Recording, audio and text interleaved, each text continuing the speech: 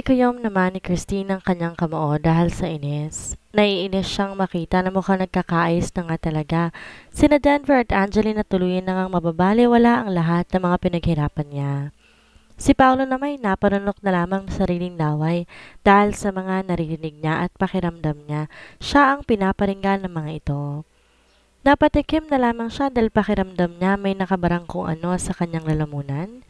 Well, congratulations to both of you kung nagsisimula na pala kayong ayusin muli ang pagkasama ninyong dalawa, sabi na lamang ni Paolo.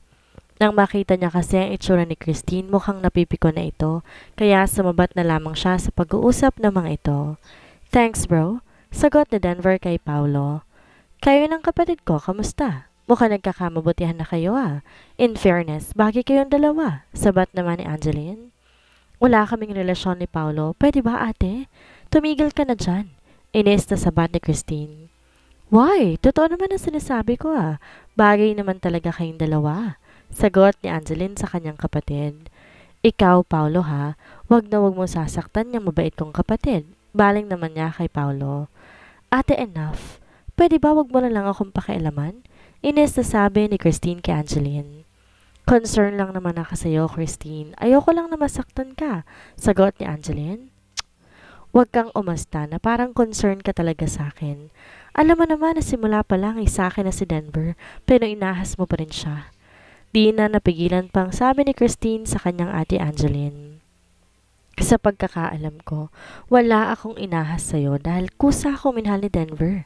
Sagot pa ni Angeline. Ninirapan naman siya ni Christine. Ikaw, Denver, mag-isip-isip ka nga.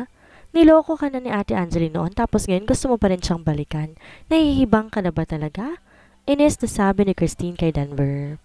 Pinagtitinginan naman sila sa mga naroon dahil napapalakas na rin ang boses ni Christine kaya nakakaagaw na sila ng atensyon ng mga naroon. Alam ko kung anong ginagawa ko, Christine, at alam ko rin kung sinong dapat kong mahalin at walang iba yon kundi si Angeline. Siya lang ang mahal ko at wala nang iba. Kung iniisip mo yung mga nangyari noon, alam kong hindi totoo ang mga yon. Hindi na rin napigilang sagot ni Denver dahil naiinis na siya kay Christine. Hindi totoo? Paano mo naman nasabi yan? Parehas lang tayong nakakita na may katabing ibang lalaki sa kamang kapatid kong yan. Sagot pa ni Christine. Oo, nakita natin siya noon na may kasamang lalaki sa kama pero alam ko na hindi totoong lahat ng yun at naset up lamang si Angeline ng gabing yon. Di na naiwasan ni Denver na sabihin yon kay Christine. Natigilan naman si Christine at parang bigla siyang pinagpawisan ng malamig sa kaalamang alam na pala ni Denver ang tungkol sa pag-setup kay Angeline noon. What do you mean? Kandaotan na tanong ni Christine. Totoo ang narinig mo, Christine. Na-set up si Angeline ng gabing yon? Sagot ni Denver. At oras na malaman ko kung sino may pakananon, pagbabayarin ko talaga. May gigil pang sabi ni Denver, sabay sulyap kay Paolo na namumutla na rin. Di naman nakaimik si Christine at napanunok na lamang siya sa sarili niyang laway dahil kinakabahan na siya. Baka kasi may alam na si Denver tungkol sa ginawa niya. Kaya kung akong gumawa nun sa akin, magbagong buhay na siya habang hindi pa huli ang lahat dahil baka sa kulungan ang bagsak nila. Pasaring pa ni Angeline habang nanatiling nakatanaw sa braso ni Denver. Sino ba nag-setup sa'yo?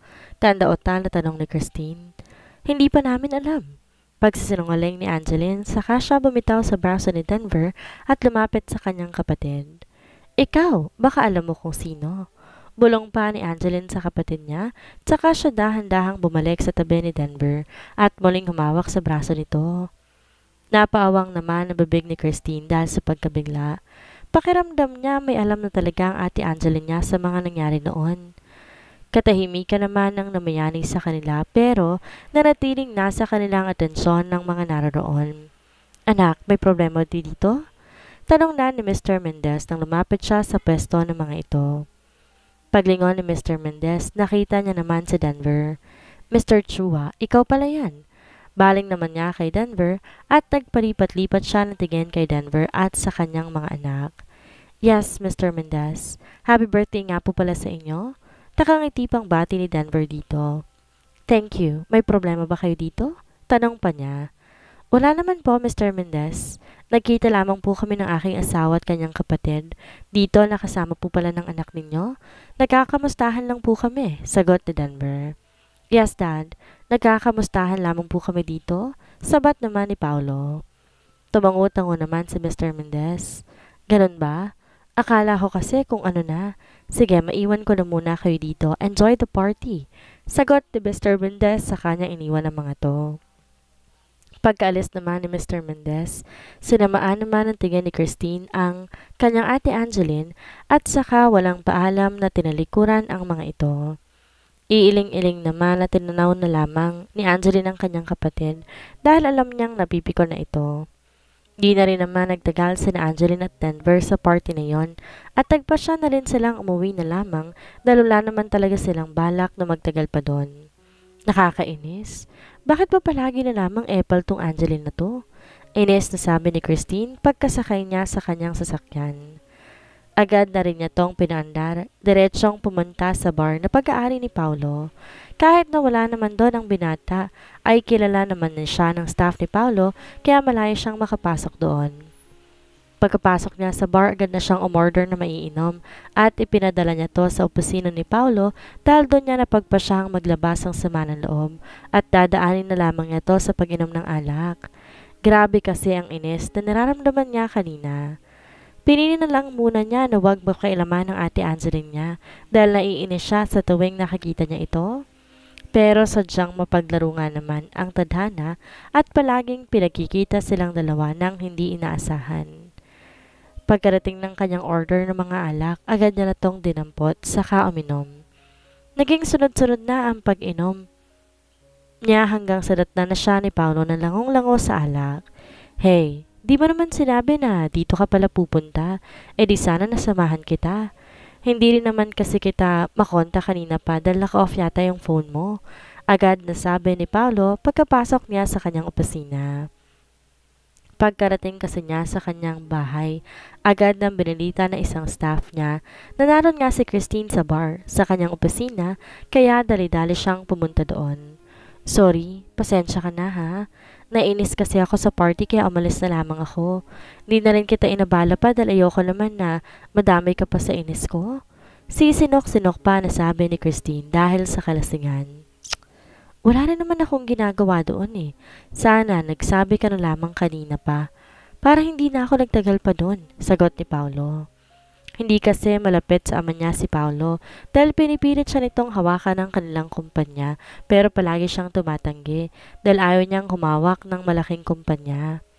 Sapat na kasi sa kanya na magnegosyo siya ng mga bar dahil bukod sa kumikita na siya, naaaliw din siya sa kanyang pinagkakakitaan. Iniisip niya kasi na kapag nasa mga ganong kumpanya at masyadong seryosong trabaho, halos subsob ka na palagi sa mga paperworks. Samantalang sa mga bar, hindi mo kailangang magpakasubsob sa trabaho. Sorry, sabi na lamang ni Christine, saka siya ulit uminom ng alak. Tama na yan, lasing na lasing ka na. Awat ni Paulo sa dalaga dahil halata mo na sa mukha nito na sobrang lasing na ito. Shhh! Gusto ko pang uminom, kaya pabayaan mo na lamang ako. Kung gusto mo, dumahin mo na lang ako dito, sagot ni Christine sabay abot kay Paulo ng alak. Last na to ha, after this tama na, sabi ni Paulo at sa kanya tinanggap ang niyaabot sa kanya ng dalaga. Paulo, sa tingin mo ba, may nalalaman na kaya sina ate Angeline tungkol sa ginawa natin noon sa kanya? Tanong na ni Christine kay Paulo. Hindi ko alam. Pero base sa mga sinasabi nila kanina, mukhang may alam na nga sila at sana lang talaga hindi na ako namukhaan ng kapatid mo dahil pag nagkataon, yari talaga tayong dalawa. Sagot ni Paulo. Don't worry, Pao, tingin ko naman, hindi nila alam na tayong may gawa noon. Dahil kilala ko si Denver, kapag galit yan, hindi yan marunong magtimpi ng galit niya. At kung alam nga niya talaga na tayong nasa likod ng pagsaset up kay ate Angeline, agad na agad niya tayong susuguri noon. Kampanteng sagot ni Christine at pipikit-pikit na dahil sa kalasingan. Sana lang talaga, hindi ako nakilala ng ate Angeline mo dahil pag nagkataon, baka sa kulungan nga tayong pupulutin dalawa. Sagot ni Paulo at saka siya uminom ng muli. Di naman na nakasagot pa si Christine at tuluyan na nga siyang nakatulog dahil sa kalasingan. Napabuntong hininga na lamang si Paulo dahil paglingon niya nakatulog na pala dahil sa kalasingan ng kausap niya. Binuhat na lamang din niya ang dalaga at inihiga sa kama para makatulog naman ito ng maayos. Pinakatitigan naman niya ang mukha ni Christine. Di pa rin niya kasi maisip kung bakit ba hindi siya kayang mahalin ng dalaga. Gayong ginawa naman na niya ang lahat para mahalin siya nito. Sinusunod na nga rin niya lahat ng gusto nito kahit alam niya na mali ang pinagkagagawa nito sa kanya.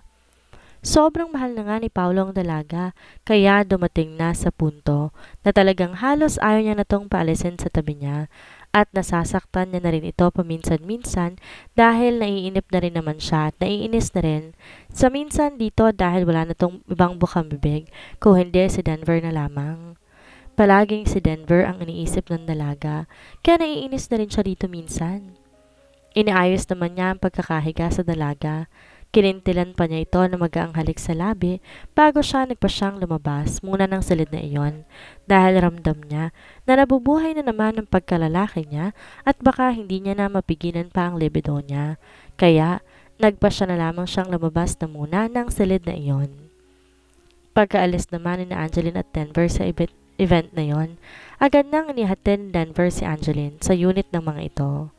Nadatnan na rin nilang tulog na ang mga bata dahil gabing-gabi na rin naman. Grabe, ang laki na talaga ng pinagbago ni Christine. Ibang-iba siya sa pagkakaalala ko nun sa kanya.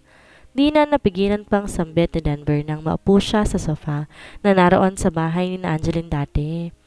Kahit ako hindi ko akalain na kaya niya akong ganon-ganonin sa harap ng maraming tao. Alam ko naman na may pagkamalitang kapatid kong yun po, pero hindi naman ganyan kagrabe ang ugali niya noon. Di rin makapaniwala na sabi ni Angeline kay Denver. Sadya atang nabulag ang kapatid kong yon sa pagmamahal niya sa'yo kaya siya nagkaganyan? Dagdag pa ni Angeline. Hindi ko naman nililing sa kanya na mahalin niya ako ng ganon. Isa pa, sobrang tagal naming walang relasyon dapat nakapag-move on na siya sa akin? Sagot naman ni Denver. Sa mahal na mahal ka ng kapatid ko eh.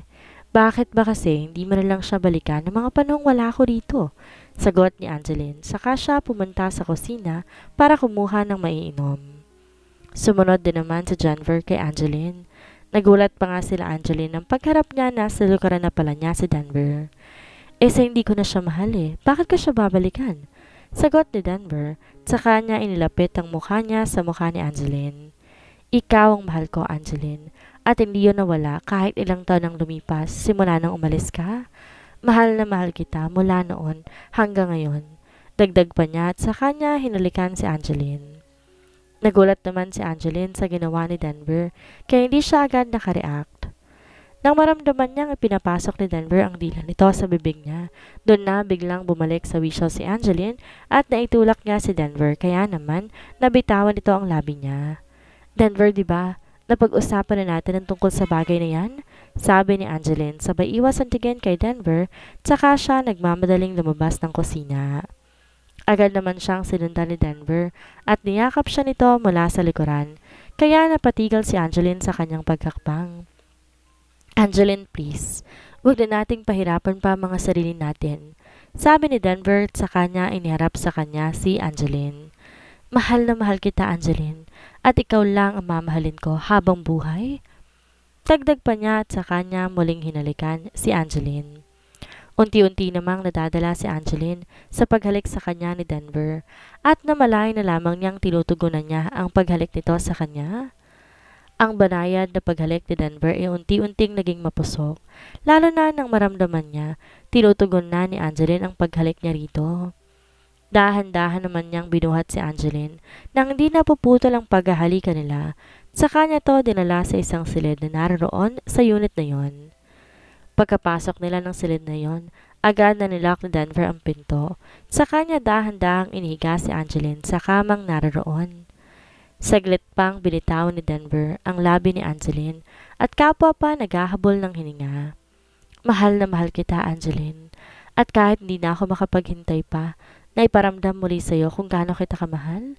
Sabi pa ni Denver, sa kanya muling hinalikan si Angeline. Tinutugon na rin naman ni Angeline si Denver at totoo na namiss niya rin talaga si Denver. Sadyang pinipigilan lamang niya ang sarili niya nitong mga nakaraang buwan na magkasama palagi sila na sabihin din dito ang totoo niyang nararamdaman para sa dati niyang asawa. Denver. Denver, saglit lang. Tila nahihirapan pang sambit ni Angeline. Nag-angat naman ang ulo niya sa Denver at tiningnan si Angeline. Hinihintay pa niya ang kasunod na sasabihin nito. Denver, malito. Hiwalay na tayo. Nauutal pa na sabi ni Angeline. Pumantay na muna si Denver kay Angeline. Tsaka niya pinakatitigan ito sa mata nito. Hindi to mali, Angeline. Nagmamahalan tayo. At sa sinasabi mong hiwalay tayo, magpakasal ulit tayo, Angeline. Handa akong pakasalan ka sa lahat ng simbahan. Mapatunayan ko lamang sa iyong mahal na mahal kita at nagsisisi na ako sa nagawa ko noon. Seryosong sagot ni Denver kay Angeline. Pero gusto ko sana. Hindi na naituloy pa ni Angeline ang sasabihin niya nang muling magsalita si Denver. Kung ang iniisip mo ay ang tungkol na naman kay Christine, pwede pa rin naman nating ituloy kung ano man ang binabalak mo habang kasal na tayo. Pwede pa rin naman tayong maging masaya, di ba? Habang pinagbabayad natin ng mga taong may kasalanan sa atin. Sabat na ni Denver sa pagsasalita ni Christine.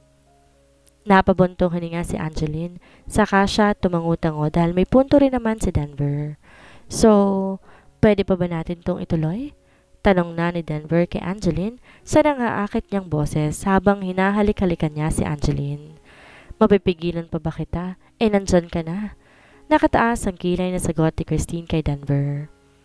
Bahagya namang natawa si Denver. Siyempre hindi. Sagot ni Denver, tsaka niya muling sinakop ang labi ni Angeline. Halos pabagsak namang nahiga sa tabi ni Angeline si Denver. Parehas pa silang halos sinahapo na matapos ang mainit na sandali sa kanila. I love you too, Angeline. Mahal na mahal kita, sabi ni Denver. Sa kanya hinalikan si Angeline bago niya ito niyakap. I love you too, Denver, sagot ni Angeline. Bigla namang natigilan si Denver dahil sa kanyang narinig, kaya naman napadungaw siya sa mukha ni Angeline. Tama ba ako nang narinig? Maaari mo bang ulitin?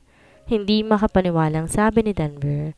Dahil matapos na ilang taon ng paghihiwalay nila ni Angeline, ngayon niya lamang ito narinig mula dito. Ang sabi ko, I love you. Nakangiti pang sabi ni Angeline. Wala naman na sigurong dahilan para pigilan ko pa ang nararamdaman ko para sa iyo, Denver.